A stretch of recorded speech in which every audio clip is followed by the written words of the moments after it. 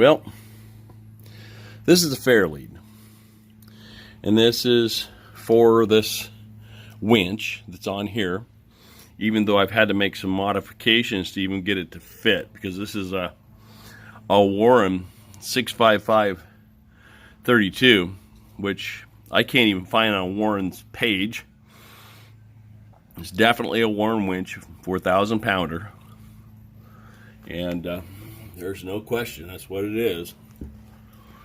Anyway, it's an odd size. It's like just odd. I think it was some idea that they had in the early years of the UTVs. Well, I've got it on an ATV. So here's, you have to have this. I mean, this is going to rub. You can see actually right here where it has rubbed, even with the Farelead on it.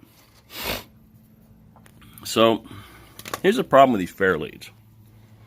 If you examine this thing very closely, you can see on this nut here, that isn't from road rash. That is from the cable rubbing across. The other thing is if you look at it very carefully, the metal bracket sticks out farther than the rollers do, which doesn't make any sense to my brain at all. So you have some stuff going on there. If you see right here where my thumb is, right down this hole right here, you can see where the cable's actually rubbed on the bracket, and that's hard on the cables. And I tried a rope on this particular one at one time, and that lasted about that long. Supposedly a 6,000 pound cable, didn't work out very well. It can't take that kind of abuse around things like that. So the motivation here on this is to build something that works better than this piece of crap, that's low profile, that'll put the cable on the spool where it needs to go, and will take a blow. Now this thing, when it's mounted up here, it's the front sight of this machine, and this is what's going to hit the first rock, the first tree, the first anything. This is what's up front, and it's been kinked and bent a few times. I mean, you can see the kink in it right there.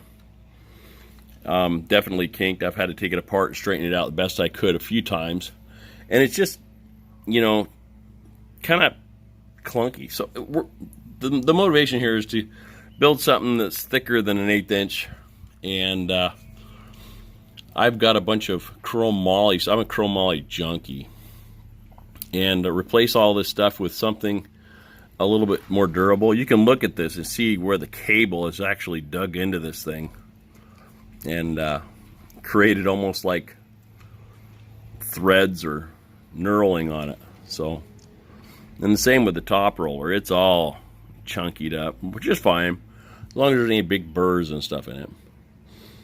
But the dragging across the bracket is a no-go. If you trim this down much, then you lose your strength, and yeah, that's a whole nother thing.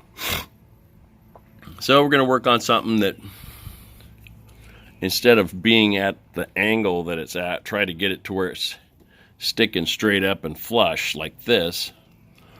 It's going to take some engineering and angles, like in degrees. And instead of this, we're going to bring it up into this mode. That way it's consistently going into the winch. So let's see how that plays out. Well, here comes the first roller right here. This is going to be a top roller for sure. I think I have enough material to do a bottom roller the same size. We're going to have to check that out when time comes. Rocking out the second one here. She's smoking.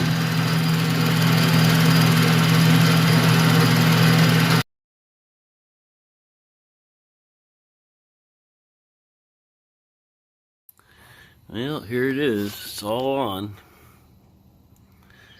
That is going to perform a lot differently than the other one ever did. Boy, I tell you what. 3/16 on angle iron, flat bar all welded up. Instead of one place bolted to the front here, we got doubles, so we got 4 bolt platform now. So you know, that's that. I mean, I put greasable fittings on the side and drilled into these, and then machined a flat spot through them so that grease can get inside the rollers.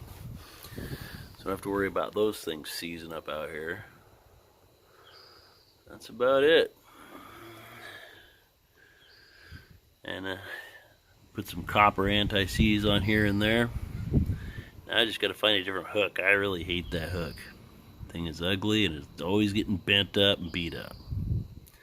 All right, off to the next mission.